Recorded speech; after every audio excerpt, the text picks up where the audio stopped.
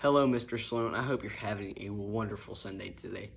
And today, for my assignment, I will be talking about the ethical dilemma that Volkswagen faced. This all started back in 2015, and when Volkswagen faced a monumental crisis. Volkswagen had two decisions: whether they were going to adapt to the U.S. government's regulations on emissions, or whether they were going to lie about it and commit a massive scandal. Well, throughout this, I'm going to be talking to you about the massive scandal. So you can already guess what decision they made. They decided to do a scandal and trick the U.S. government. So what Volkswagen ended up doing was, in order to lie to the U.S. government, they put what they were called defeat devices into the cars. It was a software that would allow the car to emit the legal amount of nitrogen oxide into the atmosphere,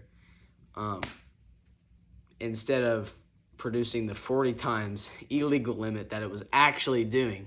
So it was tricking the regulators that would come in and look at the car. It would trick them into thinking the car was producing the legal limit when it was actually producing 40 times the legal limit.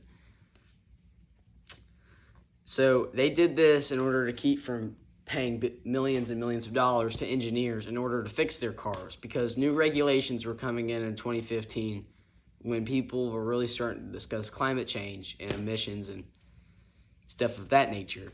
And so instead of, following through these regulations, they just decided to lie about it.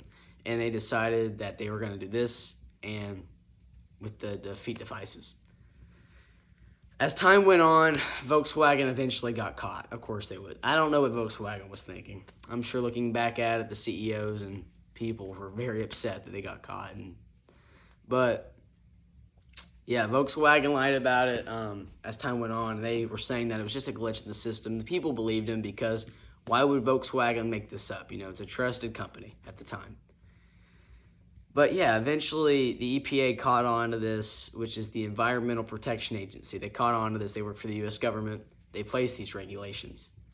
And eventually they got a confession out of the Volkswagen people. And Volkswagen was like, yeah, we are doing this, and it is what it is. And so the CEO was eventually forced to resign, and they ended up having to pay $30 billion in total legal fines. Part of that went to legal fees, fines, legal claims, and vehicle repair costs. So basically, all the vehicles that had all the software in it to make it look like they were, following the regulations, they had to take those cars back, and they had to give refunds to the people that bought the cars. So that was where a lot of the money came from, too. Imagine having to pay back millions of dollars, millions of cars, and then having to pay how much of whatever a Volkswagen cost. So it was devastating for Volkswagen at the time, back in 2015. And the CEO was fired, he was forced to resign, and the other people that worked in the administrative role of Volkswagen, a lot of them had to pay.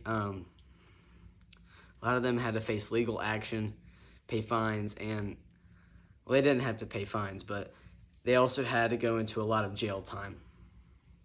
And to recover from this, Volkswagen, the people that were left, they had to recover from this and figure out how they could fix this issue. So they started to invest millions of dollars into electric vehicle operations to get their customers back and to allow them to become a more trusted company and get their trust back that they had lost. And doing this, they try to promote accountability and transparency to get their customers' trust back. So going through this,